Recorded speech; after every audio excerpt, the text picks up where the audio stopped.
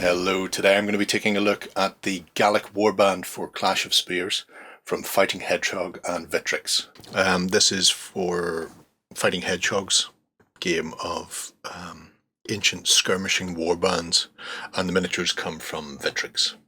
So, in this box you get 45 plastic figures. You also get a bit of a blurb from the guys at Fighting Hedgehog as to who the goals were. And you can see here, this is a suggested way to build. It is not the only way to build, but we'll get into that momentarily. We have 16 warriors, 8 juves, 2 units of 6 nobles, a command, and a unit of 6 mounted nobles. So, let's see what you actually get in the box. You get a chunk of Victrix sprues. So what they've actually done is gone through the Victrix range and picked out sprues to make up a warband that comes to, I think these warbands come to roughly 900 points, which is not just a starter set, but it's more or less all you need. An average game is 900 points or thereabouts. So it could be a one-stop shop if you're looking to get into Ancients. You just buy the box and you're good. Chances are you'll buy the box and then, like everybody else, start buying options. So the first one we have here is a standard gold sprue.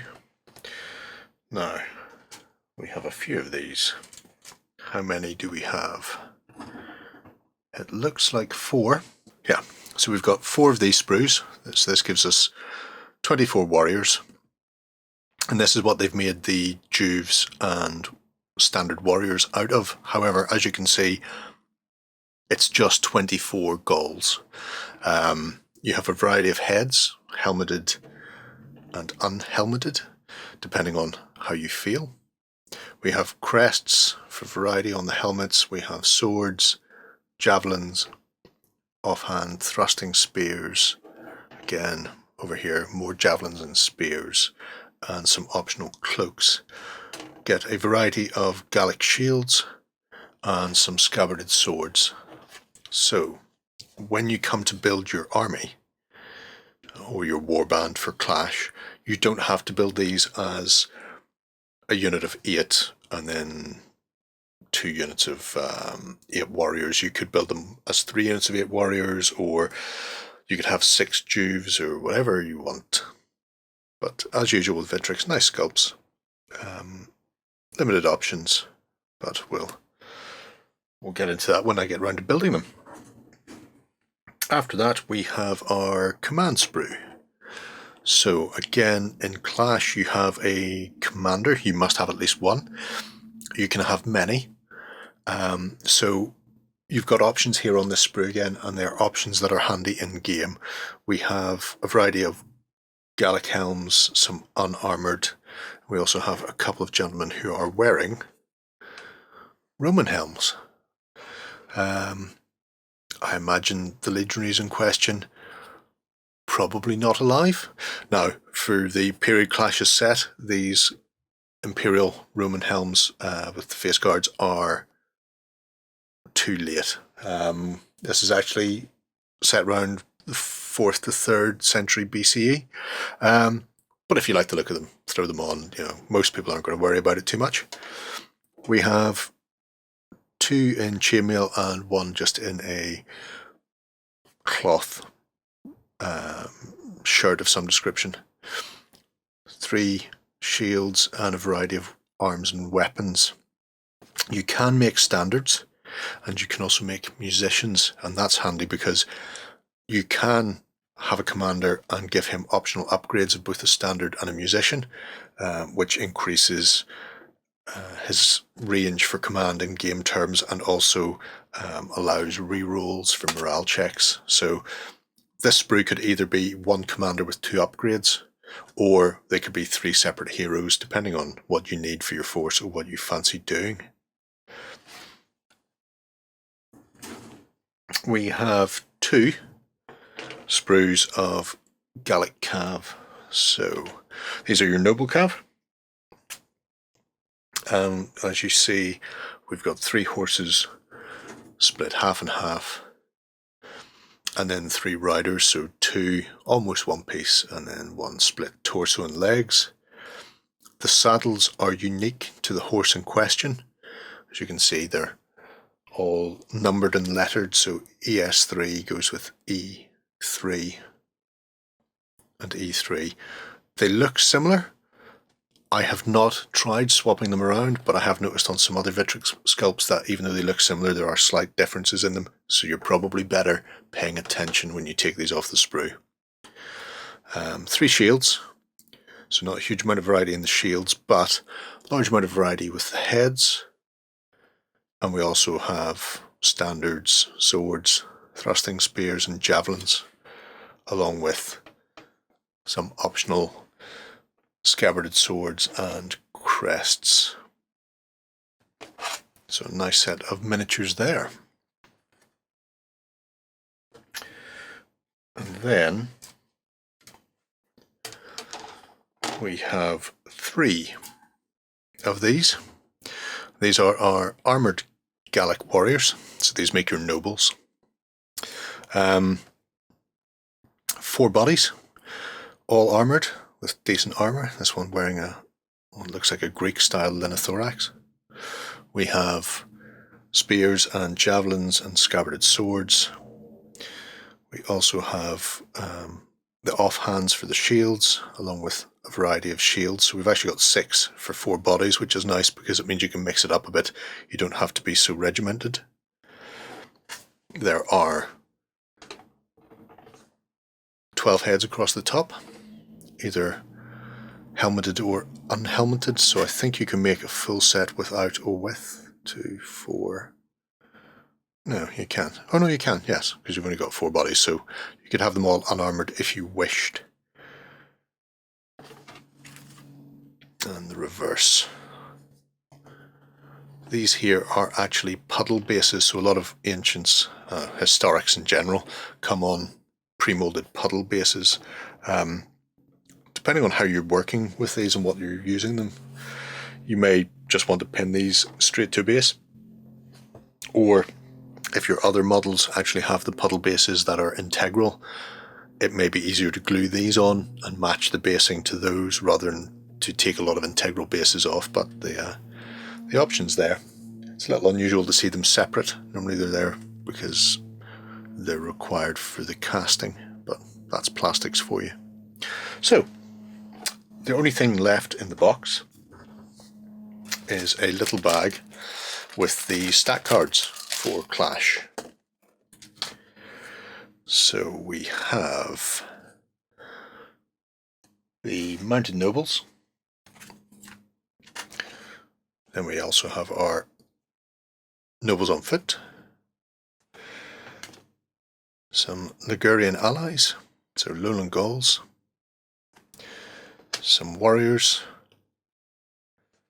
tribesmen, and finally Juves. As you can see with these, essentially these 4, these are all made from just the standard Gallic sprue.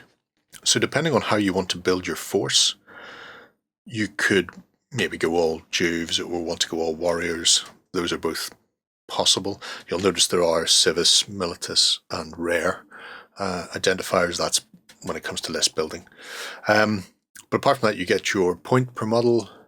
You also get their fight stat, their shoot stat, their grit, their save, and then any traits and equipment they have. So as we can see, if I flick over actually our youngest and then flick over the warriors to the more hardline, you'll see that the Juves are actually skirmishes, and then your standard warriors are a mainline unit with a variety of additional rules over the Juves. So apart from being almost twice the price, actually over twice the price, they perform a different function in your force. So I'm going to go and get these built up and I'll be back shortly. Okay, I'm back and I've got the Gauls built. Despite there not being any assembly instructions, on the box. You can go off and find them on clashofspears.com, where they've sort of collected together these things, but I found you didn't really need them. The goals are simplicity themselves. So what I've got here is some of the warriors. Mixture of spear and sword, some with cloaks. There's not a huge amount of build on most of them, so in a lot of cases it's just the head and a weapon arm, or the head, weapon and shield arm. So these, as you can see, go together very quickly. So these I've made as warriors. The same sprue is what you use if you want to make your skirmishing duves. And so for those, I've really gone through and tried to use as many of the bare-chested as possible, and use quite a lot of the spiked hair as well, just to show that they're a little bit younger and more reckless. And also they've all got javelins, so even this gentleman who's got a top on has javelins in the offhand. So that's our warrior sprue. Next up we have the Gallic noble sprue. So this is your armoured sort of core. As we can see, a variety of more intricate armour. Again, build is very simple. You've just got the weapon and shield arms from the elbow down to attach on some of these. On others, like this gentleman, you've got the whole arm to put on. So a bit of variety in posing, but not a huge amount. I would suggest building them up first with the arms on, so you see the direction they're facing before you put the heads on. Because if you put the heads on, you'll find you may get a pair of arms that are facing in the opposite direction, especially with the spears. Some of them are a little bit wacky. These also had the separate puddle bases, which I glued on because I like them to be on. This gentleman, he actually has an option in that he's got this cloak wrapped around him. That's a two-piece separate part, so you don't have to put it on. So I only put it on one because I have a couple of others that have them moulded to them. So I just wanted a bit of variety. But just to show you that goes around quite snugly, it will only fit on him without major reworking. So don't try and mess around with it too much. But from that set, we also built our command. So we have a boar's head standard and a Carnax. So the large horns. And these go with a suitably heroic looking officer. So a Gallic noble or lord, wearing a cloak. Again, not much in the way of issues with the build. It was fairly simple. There wasn't a huge amount to do to go wrong with it. Lastly, we have some of the cavalry. So horses are individual sculpts. The saddles cannot be swapped between them. So make sure you build one horse at a time and know whose saddle belongs to who, which is important, I feel. Nice level of detail. Probably a bit big. If I bring a Gaul in, these things look like thoroughbred Shire horses. I imagine they probably would have been a little smaller, but you know, these are the things that you deal with. Build wise on the riders, no major issues, plenty of options as far as arms and heads go. Chainmail is a bit chunky. That is Victrix chosen style and paints up quite well. Now, this head comes with the plumes attached. This head does not. You have to add this crest. There are no contact points for these because you don't have to add the crests, so they're very smooth on top. which means these can be very fiddly. In fact, I had one, which is a bird in flight that has a very small contact point that I tried to glue on, and it fell off again. So if I want that on, I'll either have to spend a lot more time or drill it, and you're talking 0.2 of a mil thickness, maybe. I don't know. It's remarkably small. It's in scale, but it's very difficult to do. So those are the galls. You may have noticed there are no bases. Like Victrix themselves, Fighting Hedgehog haven't supplied bases for these because of the way the game is played. There you have it. Lovely set of miniatures, very easy to build. An awful lot of options with this, despite there being a limited amount of sprues in there, simply because you can build those warriors in a variety of ways to fill multiple roles in your force. Gauls, excellent opponents for both Carthage and Rome if you're getting into Clash of Spears, or they can be allied with both Carthage and Rome. You can't lose really with a few Gauls in your warband. Let me know what you think of the Gals below, and I'll move on. Go ahead and check out our other content on screen now. And while you're at it, why not hit subscribe and remember to ding our dong. Go on, you know you want to click it. Go on.